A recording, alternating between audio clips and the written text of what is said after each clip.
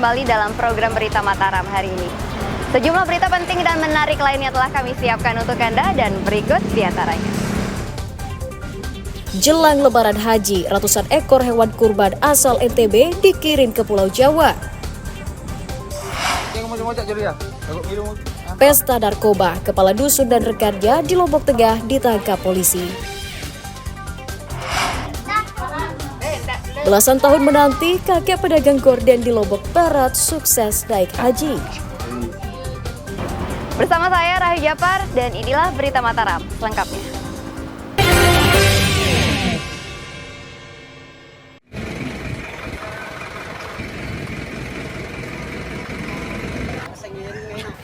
Ratusan ekor sapi asal Pulau Sumbawa dan Lombok mulai dikirim ke Pulau Jawa melalui Pelabuhan Gilibas, Kecamatan Lembar, Kabupaten Lombok Barat. Otoritas pelabuhan mencatat pengiriman hewan ternak menuju Pelabuhan Tanjung Wangi, Banyuwangi mencapai 500 ekor per pekannya. Jumlah tersebut diperkirakan akan terus meningkat hingga mendekati Lebaran Idul Adha. Pengelola juga mencatat jumlah sapi yang dikirim sejak April lalu mencapai 10.964 ekor. Hewan ternak tersebut diangkut menggunakan 4 kapal logistik dari 2 dermaga setiap 2 hari sekali. Untuk mengantisipasi penumpukan, pengelola meminta pemerintah daerah meningkatkan koordinasi ke para peternak. Kalau untuk angkanya sampai sekarang kita belum melihat ya kalau dibandingkan dengan tahun lalu. Cuman prediksinya mungkin ada peningkatan dari tahun lalu. Iya. Upaya yang dilakukan Lindo sementara ini apa saja?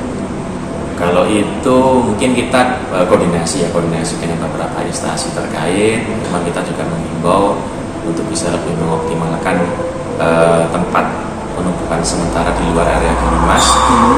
Kaitannya untuk menampung beberapa hewan yang akan dikirimkan ke beberapa tempat Jawa. Otoritas pelabuhan meminta peternak memperhatikan jadwal operasional kapal agar tidak terlalu lama menunggu keberangkatan. Hairul Amri melaporkan dari Kabupaten Lombok Barat. Puluhan anggota Dewan Perwakilan Rakyat Daerah Kabupaten Lombok Tengah ditetapkan Komisi Pemilihan Umum setempat sesuai hasil pemilu 14 Februari lalu. Penetapan berdasarkan hasil rapat pleno terbuka, perolehan suara yang disaksikan penyelenggara pemilu dan saksi parpol yang digelar akhir pekan lalu. KPU memastikan nama-nama legislator yang terpilih sudah sesuai dan tidak ada perubahan. KPU menjadwalkan pelantikan mereka pada bulan Agustus mendatang. Tadi malam dikirimkan oleh KPU RI melalui KPU Provinsi. Nah, inilah yang menjadi dasar kami melakukan penetapan. Karena bunyi di dalam PKPU 6 2024 itu pasal 22 pada poinnya mengatakan bahwa KPU Kabupaten Kota yang tidak ada gugatan PHPU-nya di Mahkamah Konstitusi, maka wajib melaksanakan pleno penetapan.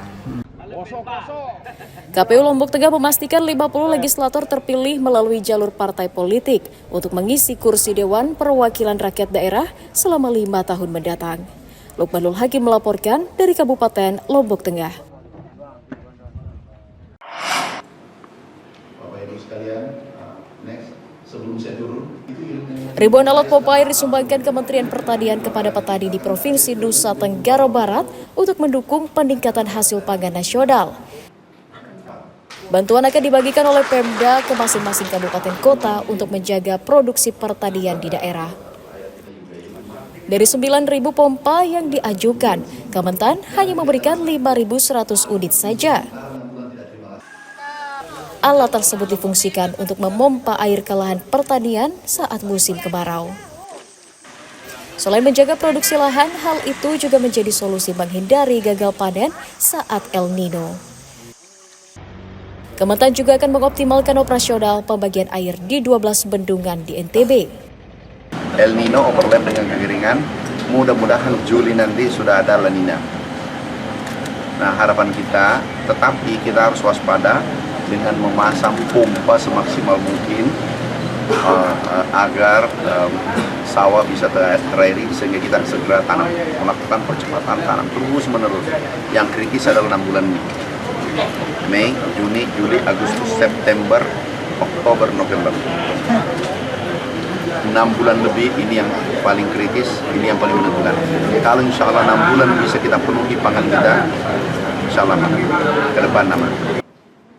Selain mengatur pola tanam yang baik, Mentan juga mengajak petani mengoptimalkan produksi pangan pada awal tahun untuk mencukupi stok di daerah.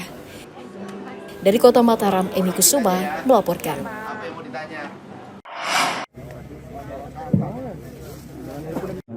Ratusan petani di Dusun Aik Manis, Desa Gunung Malang, Kecamatan Pringgabaya, Kabupaten Lombok Timur menggelar panen raya jagung, dihadiri Pangdam 9 Udayana dan pejabat bupati setempat. Panen raya digelar serentak untuk memotivasi petani agar tetap produktif menghasilkan jagung berkualitas unggul.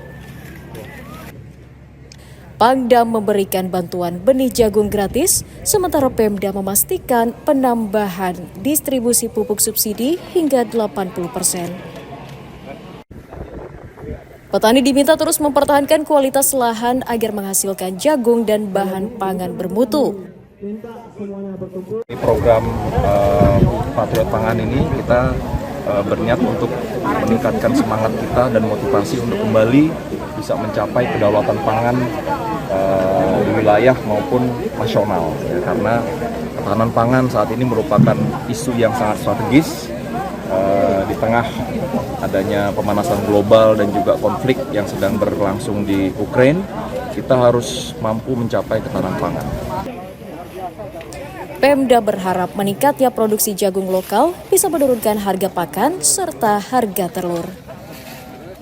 Kita menyediakan dana bumper untuk membeli hasil petani.